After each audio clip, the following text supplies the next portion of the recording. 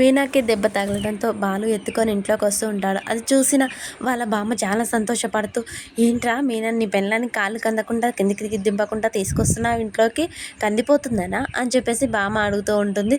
చూడమ్మా సాయిత్రమ్మ, పాత సినిమాలో సాయిత్రిలా ఊహించుకోకు, తను కింద పడి దెబ్బ తగిలింది, అందుకని ఇంట్లోకి ఎత్తుకొని మరీ తీసుకొస్తున్నాను, లేకపోతే తను కింద దిగితే కాలు కందిపోతుందని కాదు అని చెప్పేసి అనగానే, ఏంటి దెబ్బ, ఆ దెబ్బే చిన్న దెబ్బేలే, సరే ఇంట్లోకి వెళ్ళనివ్వు అని చెప్పేసి ఇంట్లోకి తీసుకెళ్తూ ఉంటారు. అలా పెళ్లి చేసుకున్నప్పుడు పూలు అమ్ముకునే పిల్ల అంటే పూలలా తేలికగా ఉంటుంది అనుకున్నాను, ఇలా క్యాబేజీలా బరుగుంటుంది అనుకోలేదు అని చెప్పేసి పడుకోబెడతాడు. ఏంటమ్మా ఏవండి అని మీనా పిలుస్తుంది. ఏంటమ్మా నువ్వు ఏవండి అనేసరి మళ్ళీ ఎత్తుకోవాలా, అది కాదండి నువ్వు ఏవండి అన్న ప్రతిసారి ఎత్తుకోవాల్సి వస్తుంది, అయినా నా జీవితం ఏంటో, డ్రాపింగ్ పికప్ డ్రైవర్ జీవితం అయిపోయింది.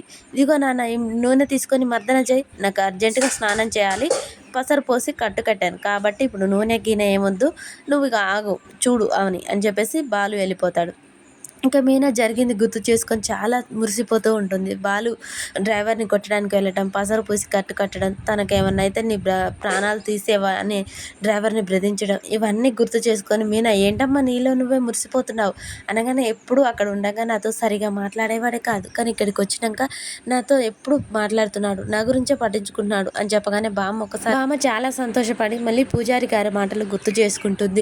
వీళ్ళిద్దరి మధ్య కొన్ని చిక్కులు చికాకులు ఉన్నాయి, దాంపత్య జీవితం సరిగా జరిగితే వీళ్ళ మధ్య చిక్కులు చికాకులు పోతాయి అని చెప్పేసి అనగానే, పూజారి గారు చెప్పినట్టు చిక్కులు చికాకులు జరిగిపోతూనే ఉన్నాయి, కానీ వీళ్ళిద్దరు దగ్గర అవుతున్నందుకు కొంచెం సంతోషంగా ఉంది. భగవంతుడా వీళ్ళిద్దరిని దగ్గర చేయి, వీళ్ళ ప్రేమను అన్యోన్యంగా మార్చు దేవుడా అని చెప్పేసి బామ్మ అయితే భయపడిపోతూ ఉంటుంది.